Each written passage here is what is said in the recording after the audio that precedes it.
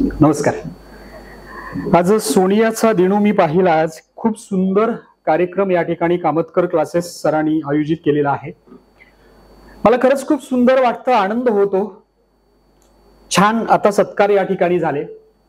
आनंद या गोष्टीचा होतो की काय ऐतिहासिक नगरीमध्ये मला बोलायला मिळतंय.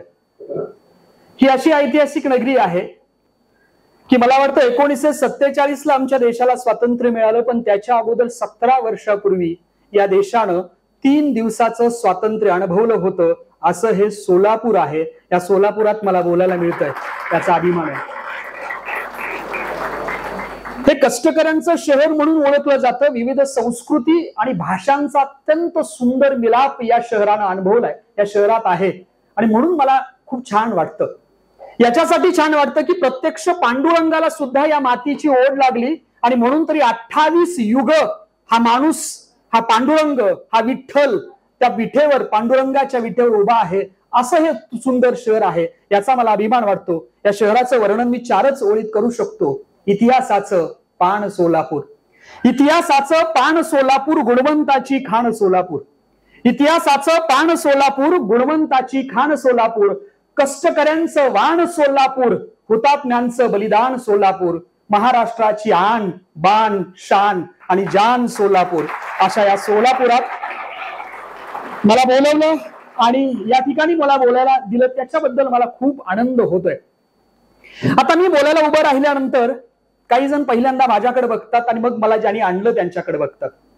याचं कारण आहे महाराष्ट्रातला एक एवढा देखणा वक्ता यांना नेमका शोधून कुठे सापडला असेल असा प्रश्न त्यांना पडला असेल. माझं मत आहे सध्याचा जमाना हा बघण्याचा जमाना आहे. म्हणजे गौतमी पाटील पासून अनेक कार्यक्रम माणसं आवडीनं बघतात. अशा जमान्यामध्ये तुम्ही किमान ऐकण्याच्या कार्यक्रमाला उपस्थित राहिलात, त्याबद्दल तुमच्या सहनशक्तीची एकदा दाद देतो. तुमच्यासाठी एकदा टाळ्या वाजवा. 5 माणसं कार्यक्रमाला असतात. मी श्रोत्यांचं वर्णन 5 प्रकारे करतो. पहिला माणूस असतो तो संत असतो. हा लय भारी असतो. थोडीशी कोल्हापुरी येईल बरं का आधीमध्ये. हा खूप छान असतो. हा काय करतो, सगळं सांगितलेलं ऐकून घेतो, लिहून काढतो, उतरतो, मनात उतरतो आणि आयुष्यात उतरतो. याला म्हणायचं संत माणूस. दुसरा संत नसतो, हा असतो पंत. यानं एककलमी कार्यक्रम असतो. कार्यक्रमाला का आलेलं असतं हे माहित नाही. आल्यानंतर एकच करायचं, पलीकडच्या बरोबर एवढं बोलतो ना त्याला पंत म्हणायचं. तिसरा असतो, हा संत नसतो, पंत नसतो, हा असतो जंत. हे वळवळते. चौथा फार डेंजर प्रकार आहे आणि माझ्या माहितीप्रमाणे तो इथं नसावा. तो संत नाही, पंत नाही, जंत नाही, तो असतो खंत. आताच कोणाला तरी पोचवून आलोय आणि बघ कार्यक्रमाला बसला, असं बसलेलं असते बघा. ते पूर्ण कार्यक्रम चेहऱ्यावरची माशी हलत नाही. मला सगळ्यांना विनंती करायची, जरा शांत, रिलॅक्स, नीट बसा. अवघडले पण बसू नका. आणि आमच्या कोल्हापुरात एक माणूस सापडतो. तो संत नसतो, पंत नसतो, जंत नसतो, खंत नसतो. कुणालाही कोल्हापुरातल्या माणसाला विचारा जाऊन, भावा कसा आहेस, ते म्हणते निवांत आहे. माझं मत आहे आज कामतकर क्लासेसनं फार सुंदर अशा गुणवंतांचा आणि जातिवंत मुलांचा, जातिवंत माणसांचा कार्यक्रम आयोजित केलाय. त्यासाठी एकच विनंती आहे, सगळ्यांनी किमान हा कार्यक्रम जोपर्यंत आहे तोपर्यंत जिवंत मन ठेवून या ठिकाणी बसावं, एवढी अपेक्षा व्यक्त करतो. आणि मी आजच्या माझ्या व्याख्यानाला, माझ्या भाषणाला सुरुवात करतो. थोडंसं अवघडले पण अशासाठी होतं की सत्काराच्या कार्यक्रमात नेमकं बोलायचं काय. एक फार सुंदर नादो महाराजांची कविता आहे.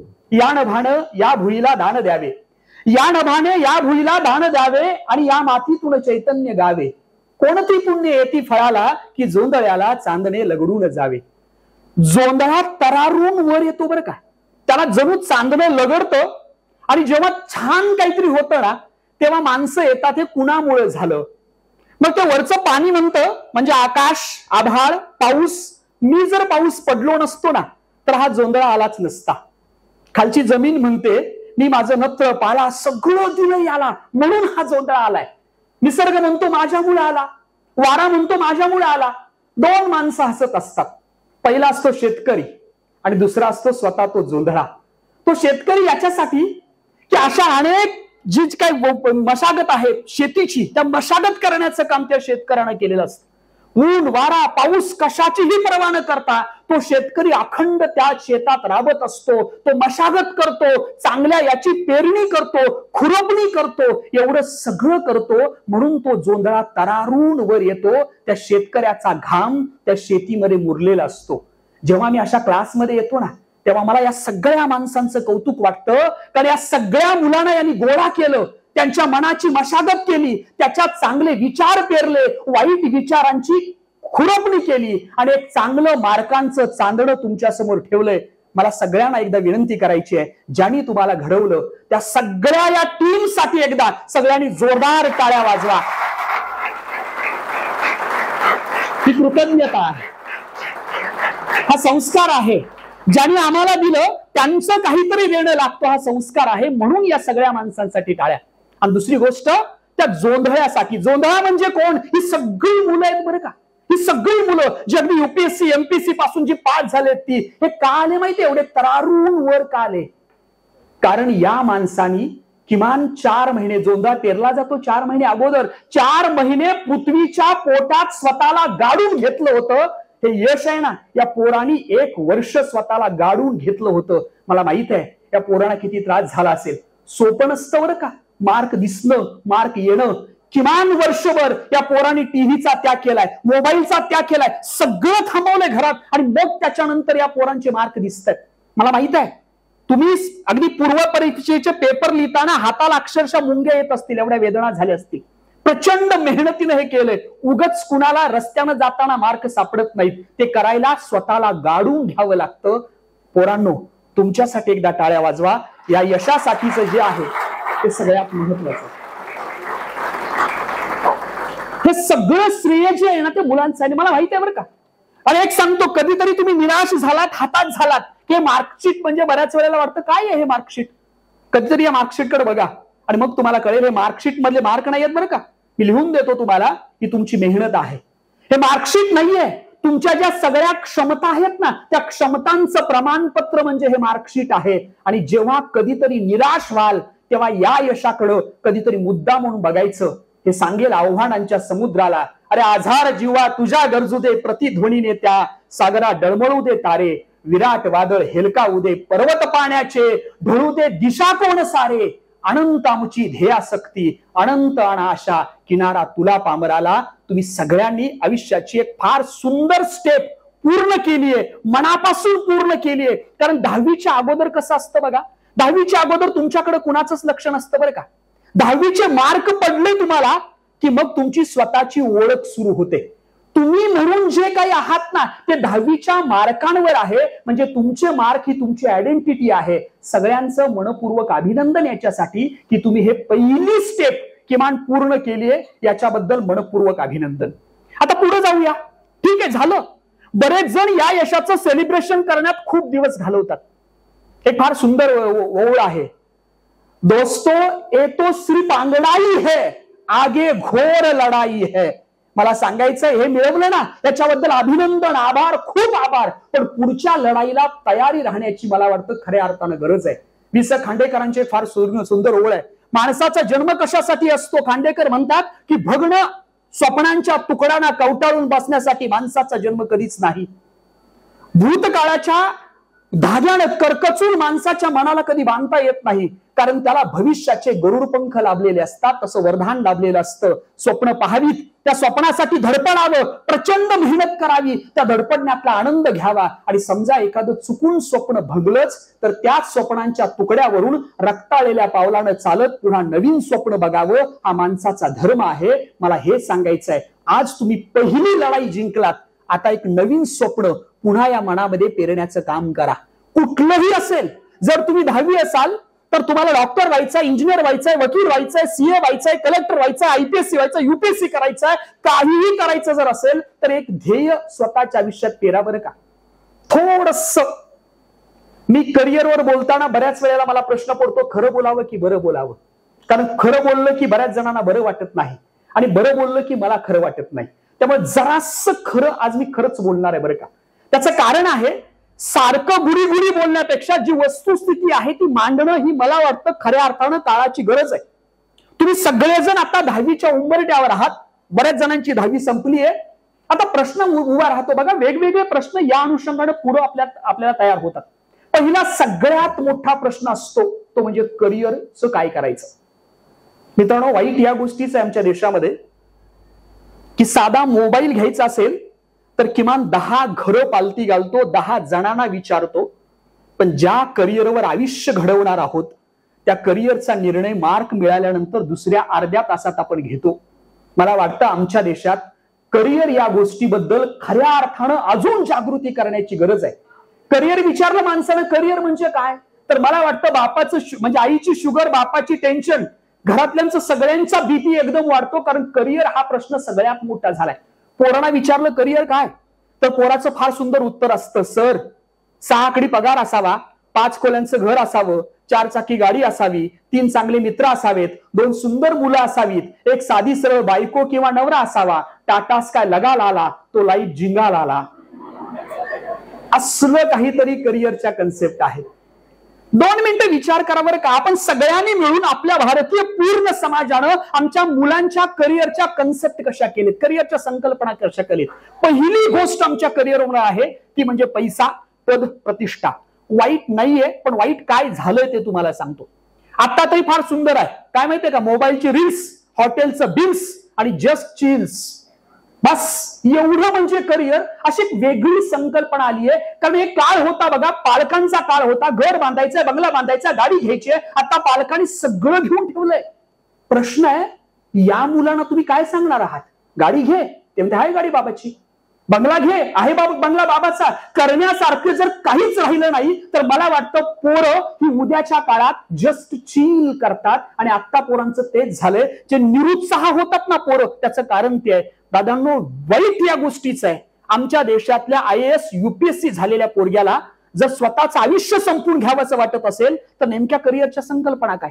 प्रचंड पैसा असलेलं पोरग अगदी बाथरूम मध्ये जातं, स्वतःच्या कपाळावर गण घेतं, दणकन गोळी मारतं. करिअरच्या संकल्पना काय. मला सगळ्यांना थोडीशी विनंती करायची आहे, करिअर हे काय आहे समजा. IPSC UPSC MPSC करायचंच आहे, पैसा मिळवायचाच आहे, बंगला घ्यायचाच आहे, गाडी घ्यायचीच आहे, परदेशवारी करायचीच आहे, सगळंच करायचं आहे. पण एक गोष्ट आहे, पहिला करिअर म्हणजे काय समजून घ्या. मी मगाशी सांगितलं या सगळ्या कन्सेप्ट मध्ये एक गोष्ट नाहीये बरं का. सांगा सगळेजण मला, कामावर प्रेम करावं ची गोष्ट आमच्या समाजानं खऱ्या अर्थानं शिकवली नाही. आणि गल्लत कुठं झाली म्हणजे तिथं आमच्या सगळ्यांच्या डोक्यात पैसा पैसा पैसा पैसा पैसा पैसा आहे. आणि खरं सांगू का, सगळेजण करिअर निवडताना पैसा ही एकमेव गोष्ट डोळ्यासमोर ठेवून करिअर निवडलात. मला सांगा, सोलापुरातली सगळीच वाहनं जर एका रस्त्यावर आली तर काय होईल. ट्रॅफिक जाम होईल. आज तेच झालंय, जिथं पैसा आहे ना त्या सगळ्या करिअरमध्ये ट्रॅफिक जाम झालंय. 350-400 अशी करिअर आहे जिथं माणसं सापडत नाहीत. आणि अशी करिअर जिथं आहे तिथं फार मोठी ट्रॅफिक जामची अवस्था तयार झाली. मला सगळ्यांना एक विनंती करायची आहे, तुम्ही जर करिअर निवडणार असाल तर करिअर काम या गोष्टीवर फोकस करून निवडा बरं का.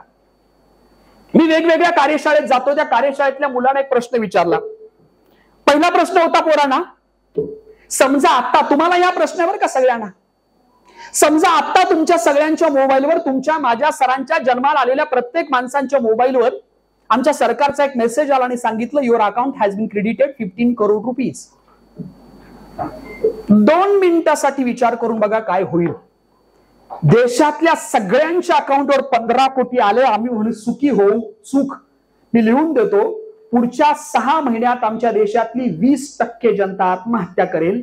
याचं कारण आहे, हा देश पैशावर चालत नाही, कामावर चालतो.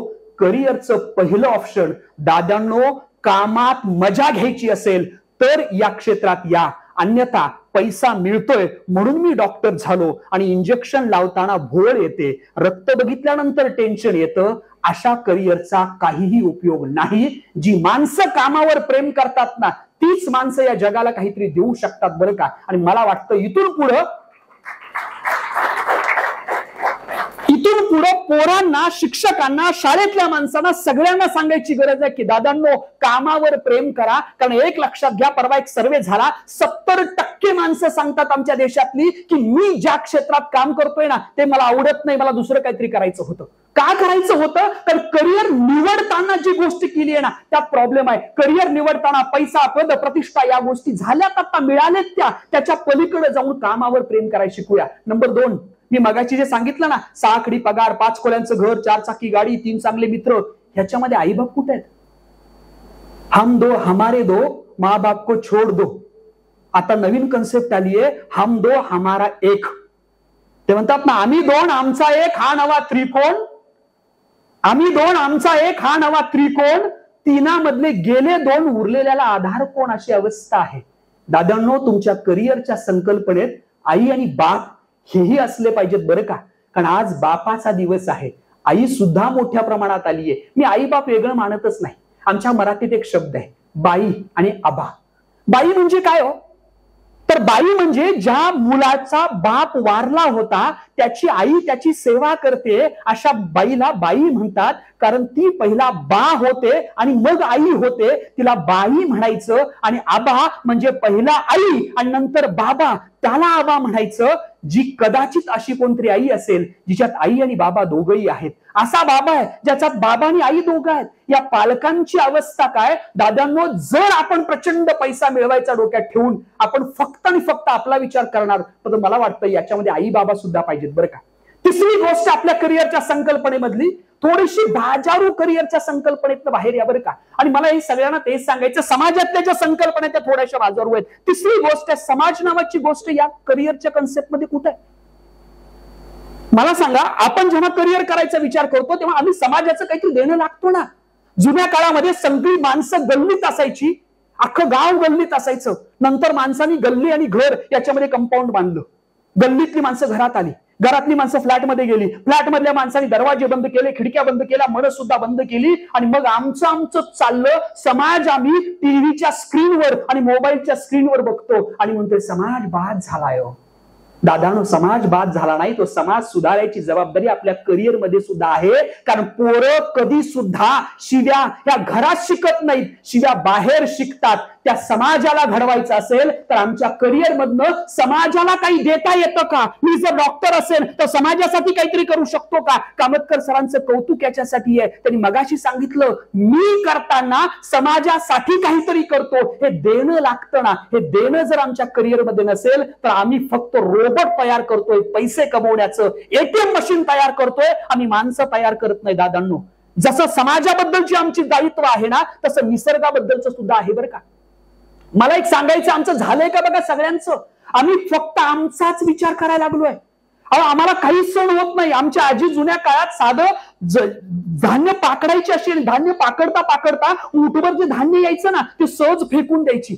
तिला विचारलं लहानपणी, हे का फेकतेस? त्यावेळेला ती आजी सांगायची, बाळ, आम्ही फक्त जगायचं नाही तर चिमण्यांनी, कावळ्यांनी म्हणजे समाजातल्या निसर्गातल्या सगळ्या घटकांनी जगलं पाहिजे. हा संस्कार जुन्या माणसांच्यात होता. वाईट या गोष्टीचं बघा, आमच्या घरात साधी मुंगी येऊ नये, झुरळ येऊ नये याच्यासाठी प्रचंड मोठं व्हॅक्सिनेशन. आणि तुम्हाला माहितीये काय काय काय काय करतो ते?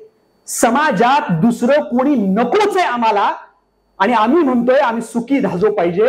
निसर्गाला सोडून आम्ही सुखी राहू शकत नाही. जर तुमचं करिअर असेल, तुम्ही कुठल्याही क्षेत्रात करा, राजकारणी व्हा, समाजकारणी व्हा, एखादा बिल्डर व्हा, पण कधी मोठा बिल्डर होताना ती डोंगर पोखरून पैसे मिळवू नका रे. कारण या डोंगराने आम्हाला जगवलंय. आमच्या करिअरमध्ये कधीतरी समाज नावाची गोष्ट असली पाहिजे, निसर्ग नावाची गोष्ट असली पाहिजे. याचा थोडासा विचार करा आणि असं चांगलं करिअर मला वाटतं आपण निवडण्याची खऱ्या अर्थानं गरज आहे. मगापासून जे बोललो ते खरं बोललो, आता बरं बोलतो.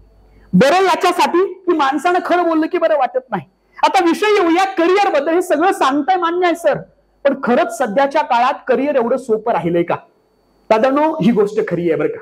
पालकांना जर विचारलं ना मुलांच्या बाबतीत पोरानं काय करावं, तर पालक आपल्याच गोष्टी सांगत होतात. कहाण्या सांगणं हे पालकांचं सगळ्यात मोठी गोष्ट आहे बरं का. आमच्या काळात असं होतं, हे असं असतं तर आम्ही असं केलं असतं. मी पालकांना विनंती करतो, दादांनो, प्रचंड काळ बदललाय. जर पालकांच्यात खरंच क्षमता असेल ना, तर पालकांनी एक काम करायचं, हाय ती नोकरी सोडायची आणि पुन्हा मिळवून दाखवायची. एवढं सोपं राहिलेलं नाहीये, कारण प्रचंड स्पर्धा आहे. आपण या पोरांना मोठं करतोय, कोण हे करतोय, पण खरंच या पोरांच्या आयुष्यात प्रचंड स्पर्धा आहे. स्पर्धेचं वैशिष्ट्य तुम्हाला सांगतो, जगात अशी कुठली स्पर्धा बघितली का तुम्ही? 25 किलो वजनी गटाच्या पैलवानाची स्पर्धा 100 किलो गटाबरोबर. या स्पर्धेत तुमचं पोरग जे सोडलंय ना, या स्पर्धेचं असं वैशिष्ट्य आहे, एका बाजूला अंबानीचं पोरग आहे ज्याच्या बापानं ट्रॅक खरेदी करून दिलाय, आणि दुसऱ्या बाजूला आमचं पोरग आहे, अजून आमच्याकडे EMI भरायला पैसे नाही. ही फॅक्ट आहे. ही स्पर्धा होऊच शकत नाही, तरी सुद्धा आमच्या जगानं स्पर्धा लावली आहे बरं का. दुसरी गोष्ट या स्पर्धेची, तुमच्याच 5 स्पर्धक तुमच्यात असतील, कुठल्याही याला जा. एकदा मी गंमत केली. मी इन्फोसिस नावाची कंपनी आहे, त्या कंपनीसाठी प्री ट्रेनिंग घेतो, म्हणजे वेगवेगळे ट्रेनिंग प्रोग्राम घेतो. एक गंमत केली, 5 मुलं एकाच वर्गातली आली होती बरं का. त्या 5 मुलांना एक ऑफर दिली, दादांनो मी इंटरव्ह्यू घेणार नाही, तुम्ही 5 जणांनी मिळून सांगायचं तुमच्यातल्या 5 जणांपैकी सिलेक्शन कुणाचं करायचं, एकट्याच होऊ देत, फक्त सगळ्यांनी मिळून ठरवून सांगा बरं का. हे 5 जीवस्य कंटस्थ मित्र होते. हे दोस्ती कभी नाही तुटेगी.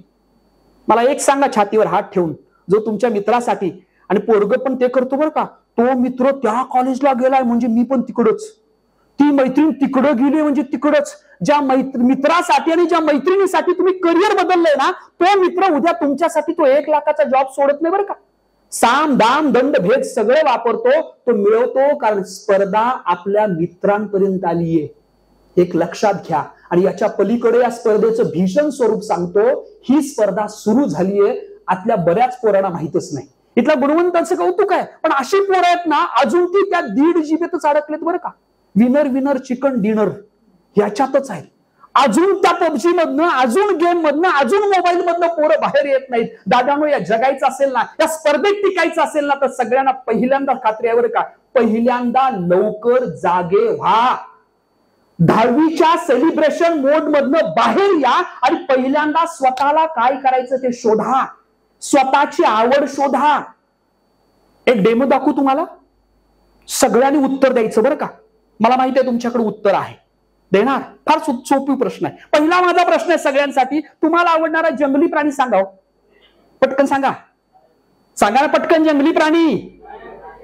तुम्हाला आवडणार एखादं फूल सांगा, तुम्हाला आवडणार एखादा पक्षी सांगा. ही आमच्या देशाची वस्तुस्थिती आहे. आमच्या देशात 145 कोटी जनता आहे. त्यांना विचारलं तुला आवडणारा जंगली प्राणी सांगा, एकतरी वाघ म्हणते किंवा एकतरी सिंह म्हणते. खरंच आवडतोय? समोर आला तर मांडीवर घेऊन बसूया की. आणि मग आमचे येणारे मोटिवेशन ट्रेनर सांगतात, दादांनो आवडीचं करिअर निवडा. ह्याची आवड अशी, पहिली गोष्ट बरं का, आवडीचं निवडा रे, पण पहिल्यांदा मला हे आवडतं हे तरी माहित पाहिजे. स्वतःचा शोध घ्या ना पहिल्यांदा. स्वतःचा शोध म्हणजे मला काय आवडतं, मला काय करायचंय. कारण पोरांची आवड अशी फक्त अशी वरवरची झालीये. या आवडीवर जर निर्णय घेतला ना, म्हणून पालक म्हणतात निर्णय घेऊ नकोस, तुम्ही घेतो का. कारण पोरांना पोराची आवड माहित आहे काय काय.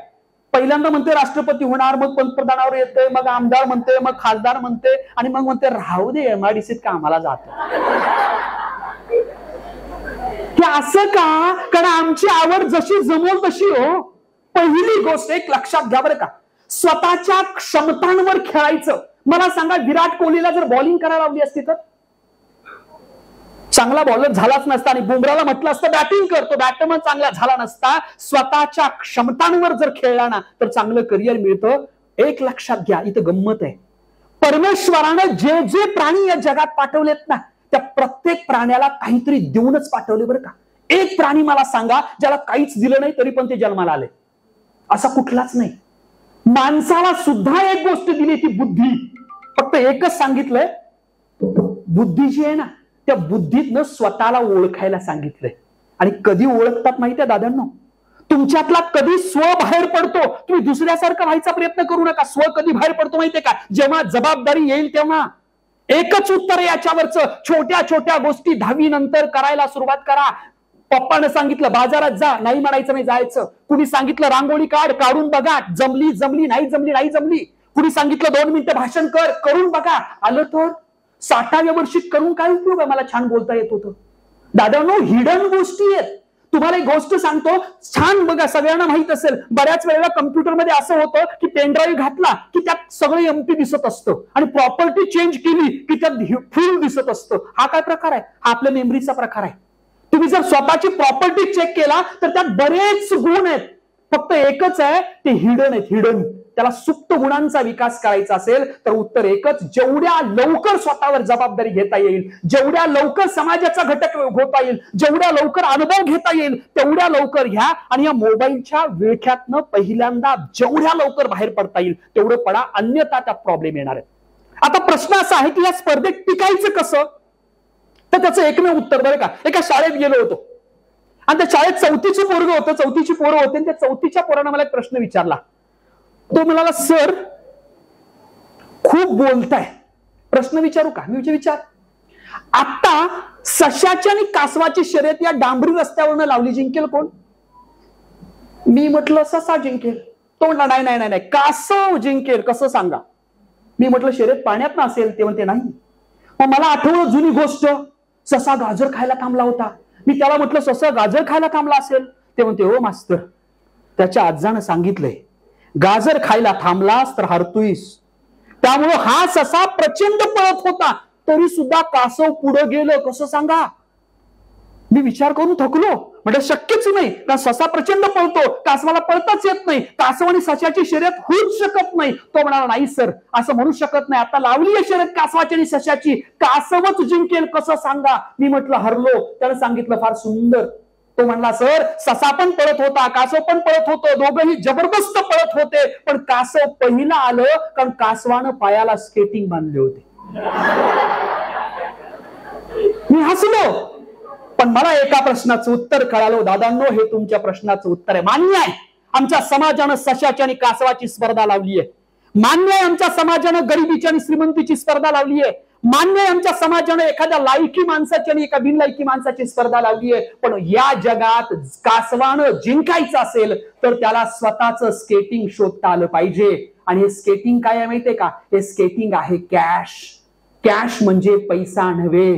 कॅश या शब्दाचा तुम्ही जो कॅश घेतला तो CASH आहे. मी जो कॅश सांगतोय त्याचं नाव आहे KASH. स्पर्धेत टिकायचं असेल, K for knowledge, A for attitude, S for skill आणि H फॉर हॅबिट्स.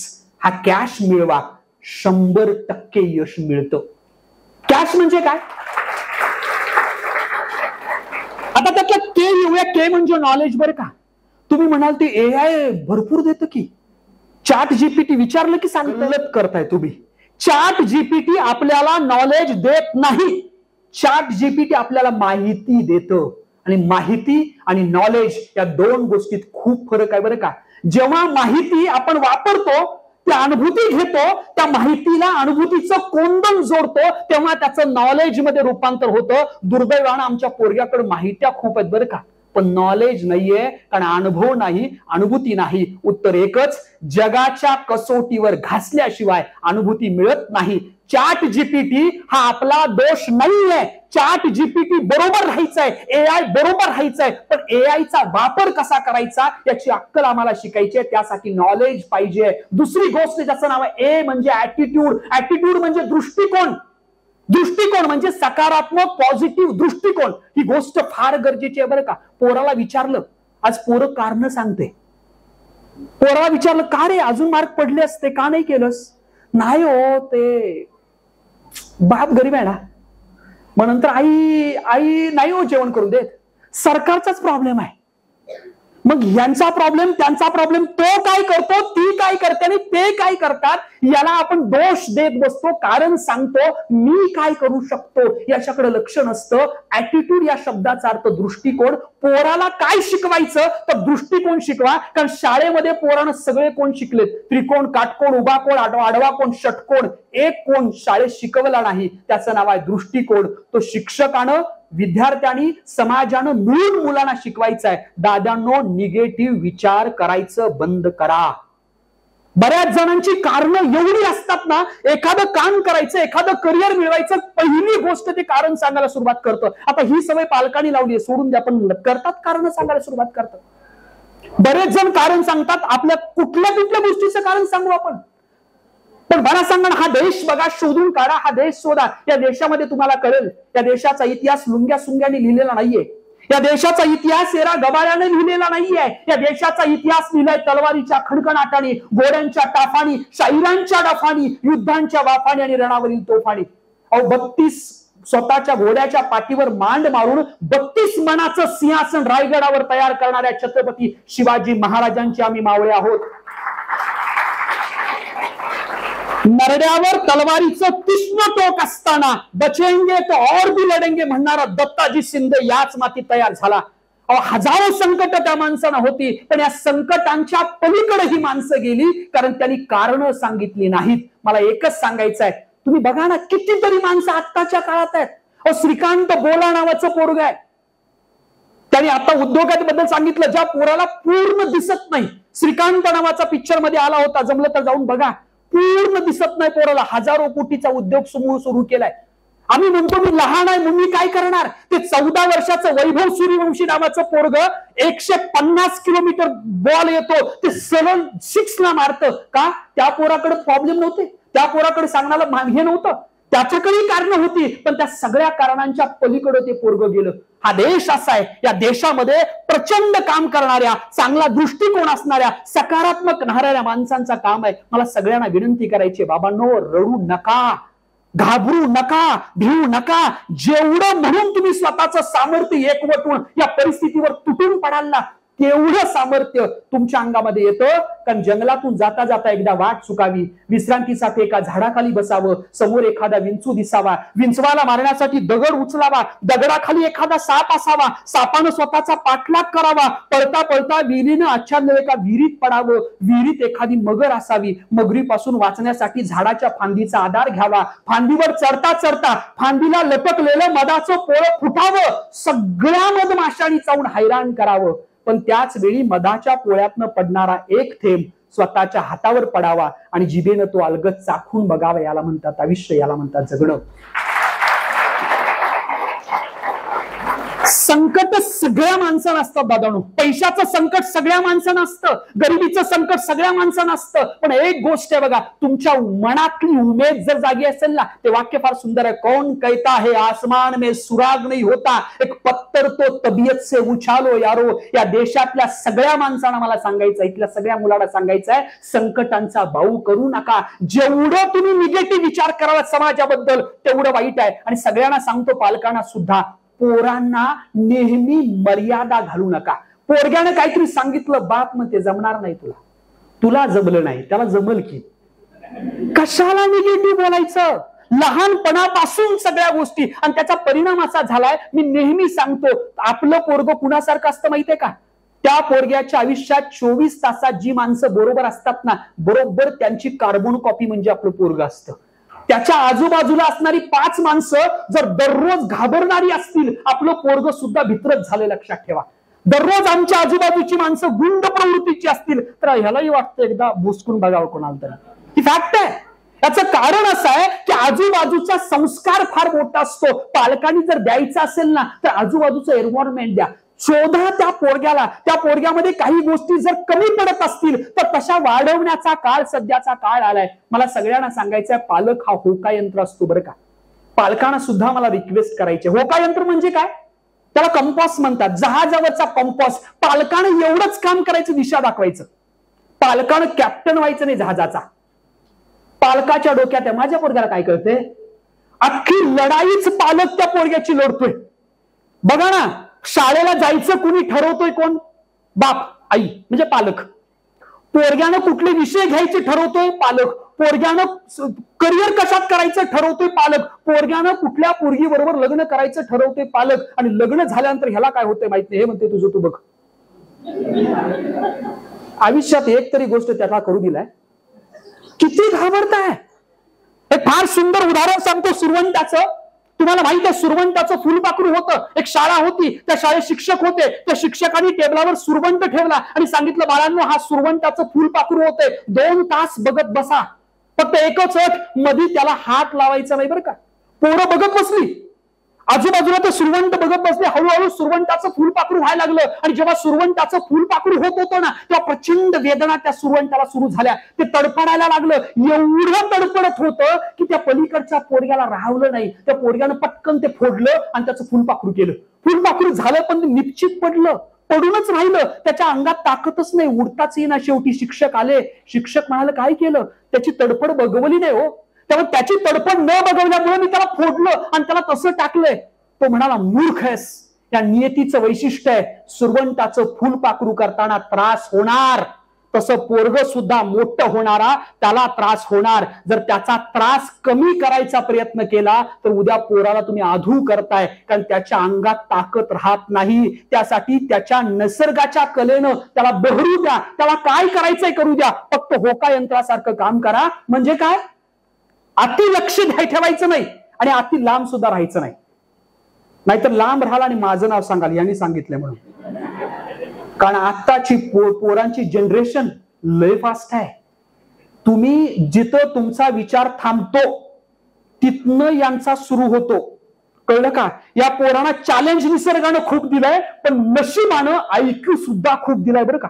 प्रचंड IQ असणारी, प्रचंड क्षमता असणारी पोरं आहेत. कारण निसर्ग कधी सुद्धा अन्याय करत नाही. निसर्ग बॅलन्सिंग करतो. एका बाजूला प्रॉब्लेम देतो, दुसऱ्या बाजूला सोल्युशन देतो. या पोरांच्याकडे 100% सोल्युशन आहेत. म्हणून तरी 100% मार्क मिळवली 2 पोरं इथं आहेत. 95-97% पेक्षा जास्त पोर आहेत. काय एवढा जबरदस्त IQ. त्यामुळे पोराची काळजी करू नका. फक्त पोराला त्याच्या निसर्गाच्या कलेनुसार बहरू द्या. एवढी गोष्ट मात्र आवर्जून करा. दुसरी गोष्ट, त्यांना कहाण्या सांगू नका. साधी गोष्ट आहे बघा. आपण पालक म्हणून काय करू शकतो? त्याला दप्तर देऊ शकतो, त्याला वही देऊ शकतो, त्याला पेन देऊ शकतो, त्याची फीस भरू शकतो, त्याला सगळं देऊ शकतो. पण त्याची लढाई त्यालाच लढायची असते. जर त्याची लढाई सुद्धा तुम्हीच लढायला लागला तर सगळ्यात मोठा प्रॉब्लेम होईल. करिअर निवडताना मला सगळ्यांना विनंती करायची आहे. त्यामुळं करिअर निवडताना मला सगळ्यांना विनंती करायची, दादांनो, बाळांनो, एक गोष्ट लक्षात घ्या. समाजामध्ये जेवढी काही माणसं, जेवढी काही करिअर आहेत, करिअरचे प्रचंड ऑप्शन्स आहेत बरं का. जर तुम्हाला वाटत असेल कोणाला AI ची भीती आहे, मी लिहून देतो, AI न काही करिअर जाणार आहेत 100%. कुणाचे जाणार आहेत माहितीये का? जी प्रोग्राम्ड आहेत. प्रोग्राम म्हणजे काय? फक्त सांग काम्या आणि ओम नाम्या. ह्यानं सांगितलं तिथं जायचं, त्यानं सांगितलं तिथं जायचं. हे पहिला मरणार. कोण चांगलं राहणार? ज्याला बुद्धीमध्ये 4 गोष्टीचा विकास करायचा. एक लक्षात घ्या, माहितीला मर्यादा आहे. तुम्ही त्याला काहीच करू शकत नाही. AI उद्या सांगितलं सगळं करेल, पण एक गोष्ट AI करू शकत नाही. पोरांच्या कुठल्या गोष्टीचा विकास करायचा? नंबर 1, पोरग्याच्या तर्कशक्तीचा विकास करायचा. त्याला म्हणतात लॉजिक. पोरानं लॉजिकचा विकास करायचा. पोरानं दुसरी गोष्ट, जर सगळ्यात महत्वाची, त्याला सृजनशीलता म्हणतात, क्रिएटिव्हिटी. या क्रिएटिव्हिटीला तोड नाही बरं का AI कडे सुद्धा. AI सुद्धा बऱ्याच वेळेला थांबतं. परवा एका पोरानं ते ChatGPT ला प्रश्न विचारला. त्यानं विचारलं, टकल्या माणसाला कंगवा कसा विकू? ChatGPT हसायला लागलं. हँग. आमची पोरं एवढी प्रो आहेत. ते कसं काय झालं त्याला सुचलं, तर त्याला म्हणतात सृजनशीलता. सृजनशीलता नावाची गोष्ट त्याच्या पोराकडे असली पाहिजे. त्याचा विकास करायचा प्रयत्न करा. पोराच्या विचारांचा विकास करायचा प्रयत्न करा. बाळांनो, एक गोष्ट सांगतो, ही दुनिया आपली आहे. इथून पुढचा काळ आपला, इथून पुढचं राज्य आपलं आहे, इथून पुढचा पूर्ण देश आपला आहे. याचं कारण अशी पिढी आपल्याकडे आहे जी 90ची पिढी आहे, ज्यांनी सगळं बघितलंय. आणि अशी पिढी आपल्याकडे आहे जी जन्मालाच टेक्नॉलॉजी मध्ये आली आहे. त्यामुळे टेक्नॉलॉजीची सगळी गोष्ट तुमच्याकडे आहे, याच्याबद्दल मला शंकाच नाही. फक्त एक गोष्ट आवर्जून करूया, सगळ्या मुलांना, सगळ्या पालकांना सांगायचं आहे, हा देश, हा समाज, हा राष्ट्र माझा आहे. याच्यासाठी थोडासा प्रयत्न करूया. अप्पलपोटी होऊ नका. स्वतः जगायचा प्रयत्न करू नका. सगळ्यांना बरोबर घेऊन जगूया. समाजाला मोठं करूया, देशाला मोठं करूया. ज्ञानेश्वर माऊली आमच्याकडे म्हणाल्या होत्या, तरी न्यूनते पुरते अधिकते सरते. ज्ञानेश्वर माऊलींनी पसायदान सांगितलं, हे विश्वची माझे घर ही संकल्पना मांडली. हा विश्वाचा आकार मोठा करायचं काम तुम्हाला आणि मला करायचं आहे. दादांनो, घाबरू नका. एवढीच गोष्ट सांगतो. आणि हरिवंशराव बच्चन नावाची एक व्यक्ती आहे, त्यांच्या कवितेनाचा शेवट करूया. ते फार सुंदर म्हणतात. ते म्हणतात की असफलता एक चुनौती है, उसका स्वीकार करो. देखो क्या कमी रह गई है, देखो सुधार करो. जब तक सफल न हो सुख चैन को त्यागो तुम. संघर्ष का मैदान छोड़कर न भागो तुम. क्योंकि चमत्कार किए बिना, कुछ किए बिना ही किसी की जय जयकार नहीं होती. लहरों से डरकर नौका पार नहीं होती और कोशिश करने वालों की कभी। सगळ्यांना मनपूर्वक धन्यवाद देतो.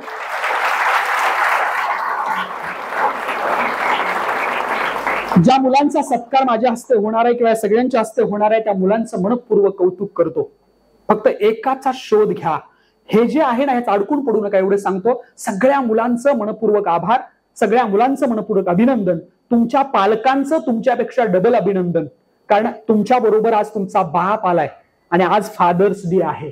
असं म्हणतात बँक तुमची गॅरंटी म्हणजे सिबिल स्कोर बघून जी पैसे देते ती बँक असते, आणि तुमच्या डोळ्यातली स्वप्न बघून अख्खं आयुष्य तुमच्यासाठी देतो तो बाप असतो. त्या बापांना फादर डेच्या शुभेच्छा.